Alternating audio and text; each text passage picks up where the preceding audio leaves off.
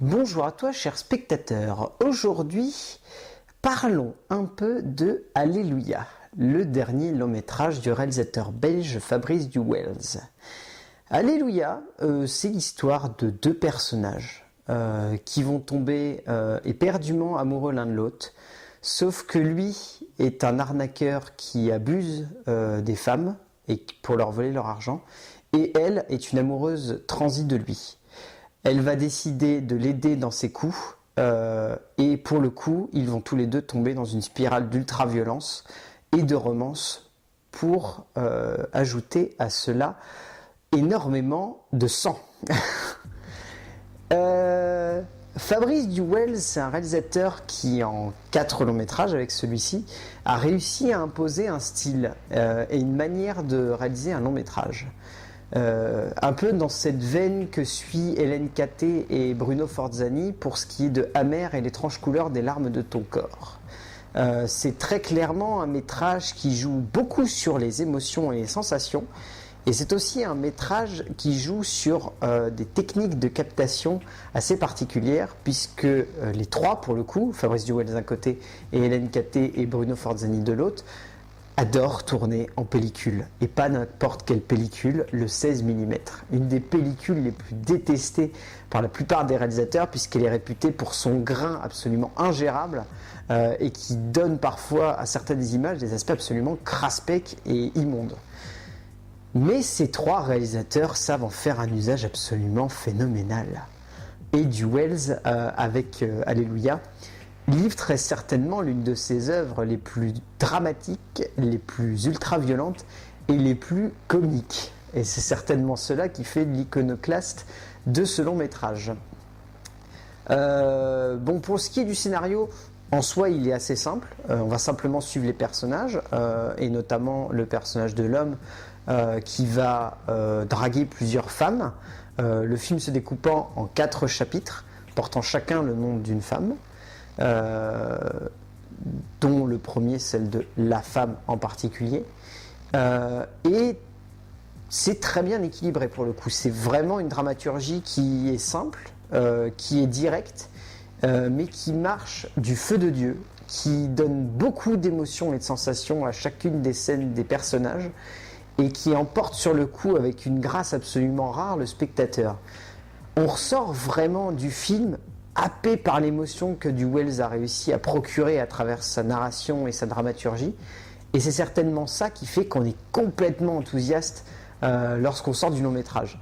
Cela est donc accompagné d'un travail de mise en scène de la part de ce réalisateur absolument génialissime. Il pousse le ressenti du spectateur dans ses retranchements les plus hardcore et les plus violents. On avait rarement vu ça. Il joue avec toutes les émotions possibles. On passe du rire aux larmes, à la peur. On passe par tous les stades imaginables en matière d'émotion. Et ça donne des scènes absolument jouissives.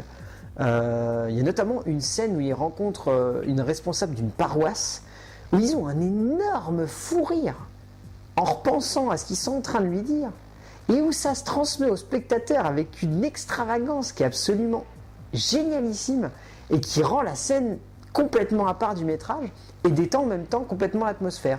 Ce qui fait que par la suite, quand l'ultra-violence va remontrer le bout de son nez, on va être complètement perdu et on va à nouveau se faire choquer par le film. Alors qu'on pensait déjà avoir tout vu dans la première séquence de meurtre, qui est très certainement d'ailleurs l'une des séquences les plus dégueulasses imaginables au cinéma. Sans trop en dire. Pour ce qui est du 16 mm, donc de la pellicule, Duwels en fait un usage particulier puisqu'il est accompagné du chef opérateur de Hélène Catté et Bruno Forzani. Ça n'est pas pour rien qu'il faut faire le lien entre ces trois réalisateurs. Le metteur en scène utilisant le directeur de la photographie pour apporter une émotion et une sensation particulière au film, très proche de ce qu'il y avait dans Amer. Amer étant un film entièrement basé sur la narration visuelle, mais ici Duwels trouvant le juste milieu entre les deux, et c'est pour ça que l'utilisation du directeur de la photographie de Catté et Forzani apporte beaucoup à ce film. La pellicule, notamment du 16 mm, apportant un grain particulier donc, et une sensation particulière à l'image qui en découle. Et en cela, c'est absolument saisissant de voir ça.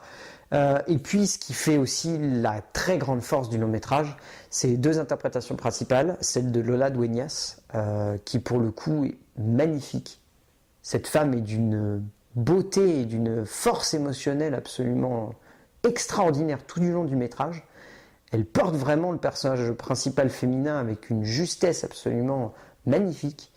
Et puis, il y a aussi Laurent Lucas, qui collabore donc pour la deuxième fois avec du Wells après Calvaire, qu'ils avaient fait ensemble il y a maintenant 10 ans, et qui, à l'époque, était un vrai choc visuel.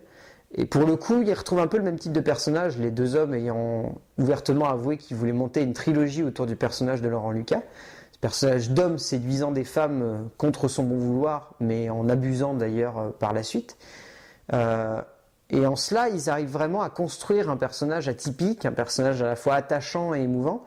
Et ce personnage va suivre une évolution dramaturgique tout au long du film qui est vraiment intéressante et qu'il faut noter lorsque l'on voit le film, parce que c'est cela qui fait l'immersion du spectateur dans le long métrage. Donc ouais, Alléluia de Fabrice Du Wells, c'est clairement un gros choc, une grosse claque, un très bon film qui mérite vraiment le coup d'être vu au cinéma, parce que c'est une expérience de cinéma qui se vit sur l'instant et qui marque après lorsque l'on sort de la salle. Donc ouais, à voir absolument. À plus!